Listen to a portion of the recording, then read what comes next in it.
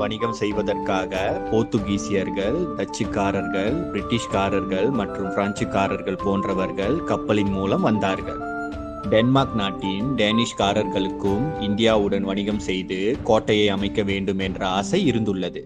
India வணிகம் வாய்ப்புள்ள நாடு என்பதை தெரிந்து கொண்ட ஐரோப்பியர்கள் இந்திய மண்ணில் வர்த்தகம் செய்ய வருகிறார்கள். அந்த வரிசையில் அப்போதைய டென்மார்க் நாட்டின் மன்னராக இருந்த 4ஆம் கிறிஸ்டியனுக்கு இந்தியா உள்ளே வணிகம் செய்ய வேண்டும் என்ற எண்ணம் இருந்தது.